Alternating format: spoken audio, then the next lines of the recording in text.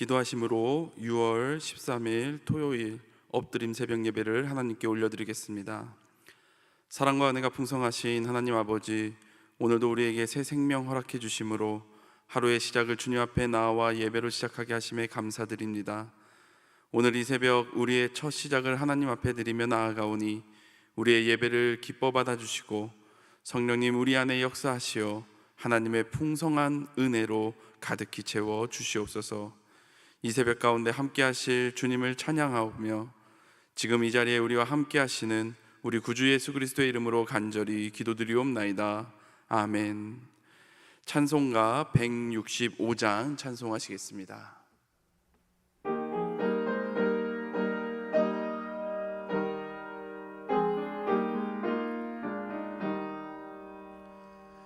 주님께 영광 다시 사신 주, 사망 원세 모두 이기시었네. 흰 옷 입은 천사 돌을 옮겼고 누셨던 곳은 비어 있었네. 주님께 영광 다시 사신 주, 사망 원세 모두 이기시었네. 부활의 주님 나타나시사 두려움과 의심 물리치셨네. 주의 교회 기뻐 찬송하여라. 다시 사신 주님 죽음 이겼네. 주님께 영광 다시 사신 주, 사망 원세 모두 이기시었네. 생명의 임금 영광의 주님, 주님 없는 삶은 헛된 뿐이라. 주의 사랑으로 세상 이기고 요단 건너 본향 가게 하소서. 주님께 영광 다시 사신 주, 사망 원세 모두 이기시었네. 오늘 우리에게 주시는 하나님의 말씀은 신약성경 고린도전서 15장 12절로부터 19절입니다. 신약 282쪽, 생명의 삶은 80쪽에서 83쪽입니다. 이제 하나님의 말씀을 봉독합니다. 그리스도께서 죽은 자 가운데서 다시 살아나셨다 전파되었거늘 너희 중에서 어떤 사람들은 어찌하여 죽은 자 가운데서 부활이 없다 하느냐. 만일 죽은 자의 부활이 없으면 그리스도도 다시 살아나지 못하셨으리라. 그리스도께서 만일 다시 살아나지 못하셨으면 우리가 전파하는 것도 헛것이요 또 너희 믿음도 헛것이며 또 우리가 하나님의 거짓 증인으로 발견되리니 우리가 하나님이 그리스도를 다시 살리셨다고 증언하였음이라. 만일 죽은 자가 다시 살아나는 일이 없으면 하나님이 그리스도를 다시 살리지 아니하셨으리라.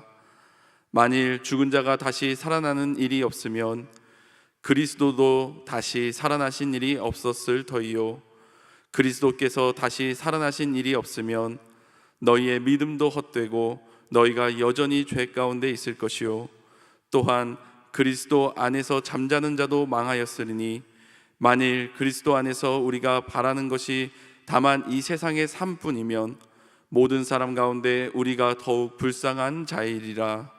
이 말씀은 살아계신 하나님의 말씀입니다. 아멘. 오늘도 이 아침 엇드린 새벽 예배 가운데 나오신 우리 모든 안산제일교회 성도님들 주님의 이름으로 환영하고 축복합니다.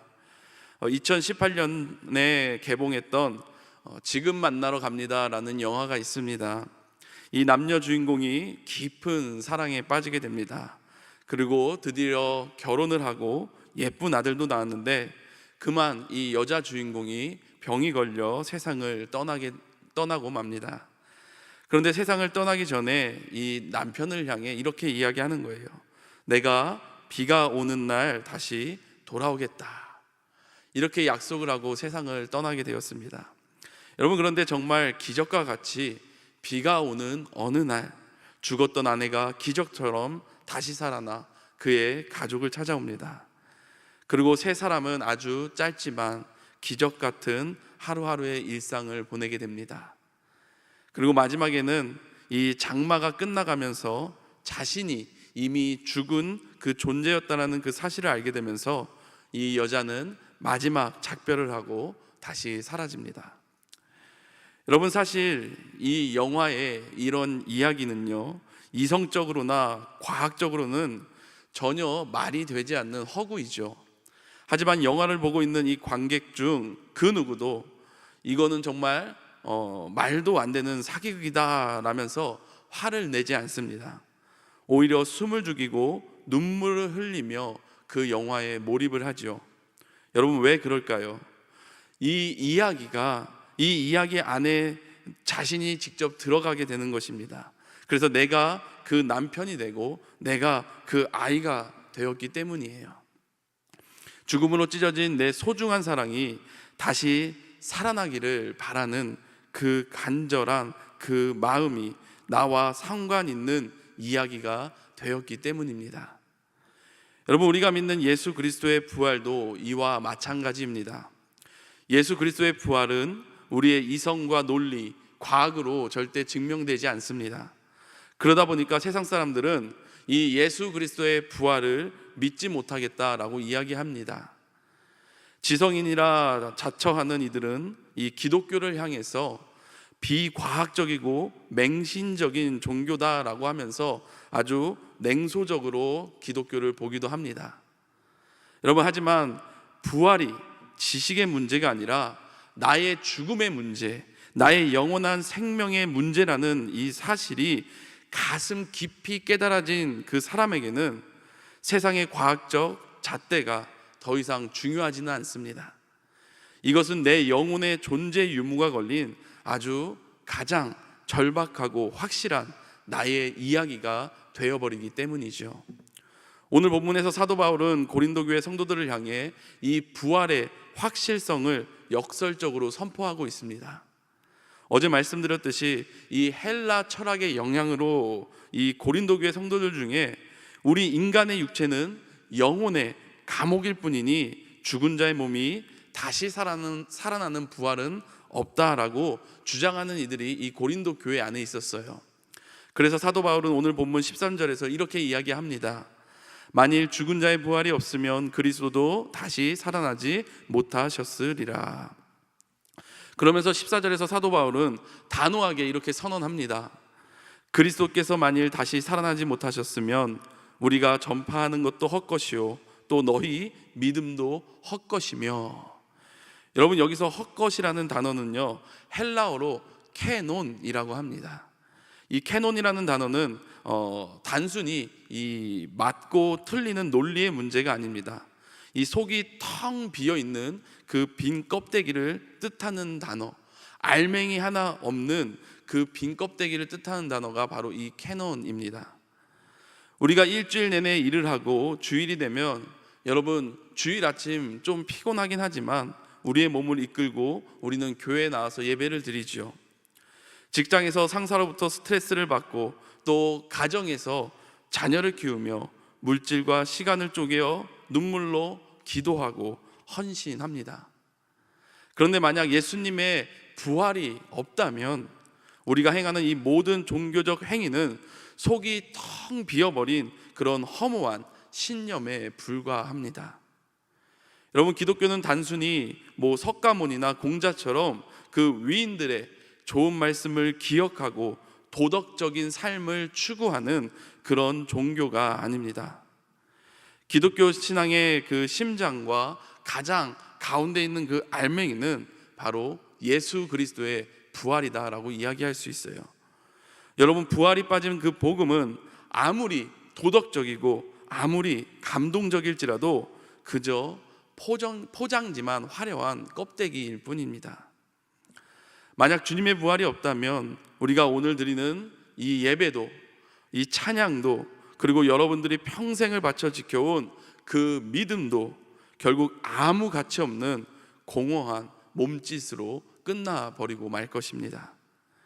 또한 만약 죽은 자의 부활이 없다면 복음을 전하는 사도들과 오늘날의 교회는 인류 역사상 가장 거대한 사기꾼 집단이 되고 맙니다. 그래서 오늘 본문 15절에 보면 사도 바울은 부활이 없을 경우 우리가 하나님의 거짓 증인으로 발견될 것이다 라고 이야기하고 있어요. 그런데 이 부분을 원어적 의미로 보면 단순히 사람에게 거짓말을 했다라는 뜻을 넘어서서 하나님을 거슬러 거짓을 증오했다라는 뜻을 갖고 있습니다. 여러분, 십계명에서 제3계명과 제9계명이 무엇입니까? 제3계명, 하나님의 이름을 망령되이 부르지 말아라. 그리고 제9계명은 뭐예요? 거짓 증언하지 말아라. 여러분, 구약 성경에서 하나님의 이름을 망령되이 일컫거나 거짓을 증언하는 이 죄는요, 목숨의 대가를 치러야 하는 아주 가장 무서운 죄악이었습니다. 그런데 하나님이 행하시지도 않은 일, 즉 부활을 행하셨다고 사기극을 벌인 셈이 되니까 우리는 온 우주의 재판장 되시는 그 하나님 앞에서 가장 엄중한 죄를 짓는 꼴이 되어버리는 것이죠. 예수님의 부활은 어느 날 갑자기 우연히 일어난 그런 해프닝이 아닙니다. 성경 전체를 통해, 그리고 끊임없이 구약의 선지자들을 통해 약속된 하나님의 구원 성취의 완성이자 시작입니다. 그렇기 때문에 예수님의 부활을 부정하는 것은 하나님의 그 신실하심과 그분의 구원 역사를 전면으로 거스리는 심각한 대역 죄가 되는 것이죠. 여러분, 만약 부활이 없다면 우리가 전도할 때 세상에 어떻게 외칩니까? 예수 믿고 구원받으세요 라고 외치죠.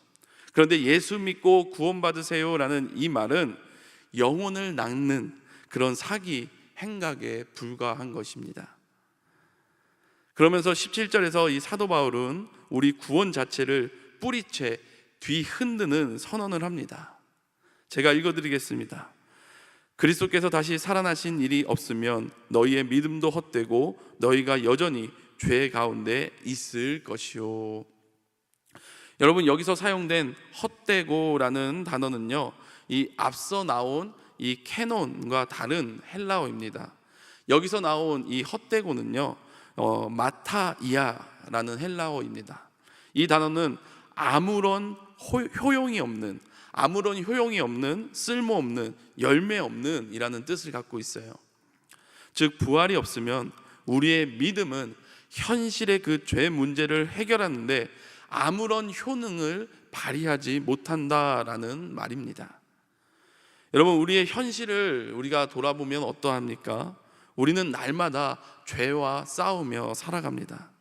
미움과 시기, 탐욕과 음란, 또 이기심과 불안이라는 그 죄의 본성이 우리를 시시때때로 짓누르죠. 예수님의 그 십자가 죽음이 이 끔찍한 죄로부터 우리를 자유케 하는 위대한 구원의 효력을 갖는 이유가 있습니다. 그것은 바로 예수님께서 사망 권세를 깨트리고 다시 살아나셨기 때문이에요. 여러분, 만약 예수님께서 무덤에서 일어나지 못하셨다면 예수님의 그 죽음은 그저 한 의로운 인간의 아주 비극적이고 억울한 순교로 끝났을 거예요. 죄의 대가인 사망이라는 거대한 벽을 이기지 못한 채 여전히 무덤에 갇혀 계신 분이 어떻게 감히 우리의 죄를 용서하고 우리를 구원할 수 있겠어요? 여러분, 부활이 없다면 죄의 문제는 여전히 미해결 상태로 남아있을 것입니다. 그리고 우리는 여전히 죄의 노예로 살다가 영원한 심판을 받게 될 거예요. 또한 예수님을 믿다가 이런저런 이유로 먼저 이 세상을 떠난 우리의 사랑하는 부모님과 또 성도님들도 영원히 멸망에 사라진 존재가 되어버리고 맙니다. 여러분, 그러나 부활이 있기에 이 죄의 권세는 깨어져 버렸습니다. 부활은 우리의 모든 죄가 십자가에 완전히 청산되었고 사망 권세가 완벽하게 전복되었다는 하나님의 그 승리의 확증인 줄로 믿습니다. 마지막으로 사도 바울은 오늘 본문 19절에서 부활 없는 신앙이 마주할 현실적 비참함을 이렇게 이야기합니다. 만일 그리스도 안에서 우리가 바라는 것이 다만 이 세상의 삶뿐이면 모든 사람 가운데 우리가 더욱 불쌍한 자이리라. 여러분, 초대교회 성도들은 부활 신앙 때문에 세상의 모든 기득권을 다 포기해 버렸습니다. 예수 이름을 부른다는 그 이유 하나만으로 자신들의 모든 재산을 빼앗겼어요. 그리고 어둡고 습한 지하 무덤에 숨어 살아야만 했습니다. 여러분, 이뿐만 아니라 예수를 믿는다는 이유로 사자굴에 던져졌어요. 그리고 십자가형과 화형을 당해야만 했습니다. 여러분, 그럼에도 불구하고 그들은 하나님을 향한 믿음을 포기하지 않았어요. 초대교회 성도들은 왜 이렇게 미련해 보이는 삶을 살아갔을까? 여러분, 그 이유는 단 하나입니다. 이 짧고 유한한 이 세상의 삶이 전부가 아니라 주님과 함께 누릴 영원한 부활의 삶이 진짜임을 마음 깊숙이 믿고 신뢰했기 때문이에요. 여러분, 이제 말씀을 맺겠습니다. 사랑하는 안산제일교회 성도님들, 저와 여러분들이 믿는 예수 그리스도께서는 실제로 살아나셨습니다.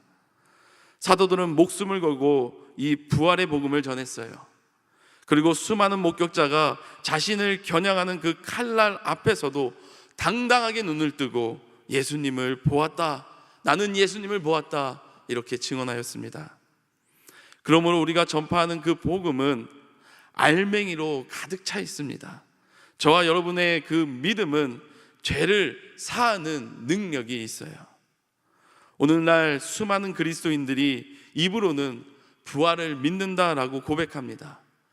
하지만 실제로의 삶의 모습은 이 고린도 교회 성도들과 다를 바 없이 살아가고 있어요. 머리로는 교리를 고백하지만 실제 삶의 소망과 가치관은 오직 이 세상의 삶에만 매여 있습니다. 자녀가 좋은 대학에 가고 대기업에 취업하고 주식이 오르고 아파트 평수가 넓어지고 남들보다 더 성공하는 것만이 신앙의 목적이자 기도 제목의 전부가 되어버렸어요. 조금만 경제적으로 어려워지면 세상이 무너질 듯 절망합니다. 그리고 몸에 작은 질병만 찾아와도 모든 믿음을 잃어버린 채 하나님을 원망하죠. 직장에서 조금만 억울한 일을 당해도 참지 못하고 분노해버립니다. 여러분, 왜 그렇습니까?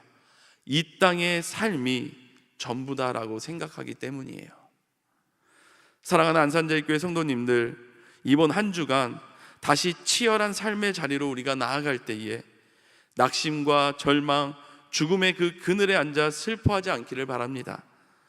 우리의 통장 잔고가 부족하다고 해서, 내 몸에 질병이 찾아왔다고 해서, 미래가 불투명하다고 해서 세상 사람들과 똑같이 불안해하며 떨며 살아가지 않기를 소망합니다. 저와 여러분들은 이 땅에서의 짧은 세상이 전부가 아니라 눈물도 슬픔도 아픔도 없는 영원한 하나님의 나라가 저와 여러분들에게 약속되어진 줄로 믿습니다.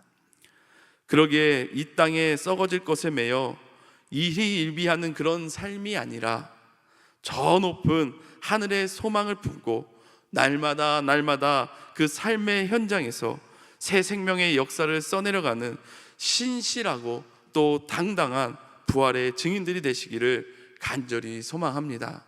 기도하겠습니다. 사랑과 은혜가 풍성하신 하나님 아버지, 오늘도 이 아침 우리를 엎드림 새벽 예배의 자리에 불러주시어서 하나님 앞에 말씀을 듣고 힘차게 나아가게 하시니 참으로 감사합니다. 세상 사람들은 우리의 이성과 논리, 과학의 잣대로 부활을 부정하며 냉소를 보내지만 오늘 선포된 말씀처럼 부활이 지식의 문제가 아니라 바로 나의 죽음의 문제요, 나의 영원한 생명의 문제임을 고백합니다. 주님이 사망 권세 깨뜨리고 다시 살아나셨기에 오늘 우리가 드리는 이 새벽의 부활 신앙과 예배가 죄를 이기는 능력이 됨을 이 시간 믿고 감사로 영광 올려드립니다. 하나님 아버지, 우리가 입술로는 부활을 고백하면서도 실제 삶의 모습은 고린도 교회 성도들처럼 오직 이 세상의 삶에만 매여 살지 않는지 돌이켜봅니다. 세상의 성공과 안락함에 일희일비하고 작은 질병과 물질의 어려움 앞에 세상의 사람들과 똑같이 불안해하며 낙심했던 우리의 연약함을 주님 용서하여 주시옵소서. 초대교회 성도들이 칼날과 사자굴 앞에서도 영원한 부활의 삶을 바라보며 당당했던 것처럼 우리 안산제일교회 모든 성도들도 이 땅에 썩어질 것에 매이지 않게 하여 주시옵소서. 눈물도 슬픔도 아픔도 없는 영원한 하나님의 나라를 소망하며 이번 한 주간의 삶의 자리에서 신실하고 당당한 부활의 증인으로 승리하며 살아가게 하여 주시옵소서. 주님, 저희 안산제일교회는 교회를 세우는 교회라는 표어를 갖고 올해 파송개척교회를 준비하고 있습니다. 이를 준비하는 모든 사역자와 당회원들 가운데 지혜를 더하여 주시고 모든 준비 과정의 첫걸음부터 마지막 순간까지 오직 성령님께서 친히 인도하여 주시옵소서. 주님, 안산제일교회 리더로서 허요한 담임 목사님을 허락해 주셨는데 항상 영과 육이 강건할 수 있도록 지켜주시어 하나님께서 맡겨주신 귀한 일들을 잘 감당케 하시고 하늘의 지혜를 더하여 주시어 주님의 몸된 교회와 귀한 양떼들을 하나님의 뜻 가운데 잘 이끌어갈 수 있도록 주님 도와주시옵소서. 오늘도 하나님 앞에 귀한 예물 올려드린 손길들이 있습니다. 그 손길들 위에 함께하여 주시어 하나님 앞에 드리는 손길이 항상 마르지 않도록 풍성히 채워주시는 은혜가 가득하게 하시고 각자마다 하나님 앞에 눈물로 간구하는 모든 기도 제목들 우리 주님께서는 이미 다 아시오니 하나님의 귀하신 섭리하심과 뜻 가운데 이루어지는 역사가 넘치게 하여 주시옵소서. 이 모든 말씀 오늘도 살아계셔서 우리와 함께 해주시는 우리 구주 예수 그리스도의 이름으로 간절히 기도드리옵나이다. 아멘.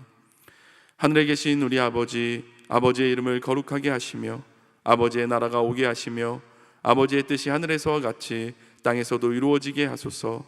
오늘 우리에게 일용할 양식을 주시고 우리가 우리에게 잘못한 사람을 용서하여 준 것 같이 우리 죄를 용서하여 주시고 우리를 시험에 빠지지 않게 하시고 악에서 구하소서.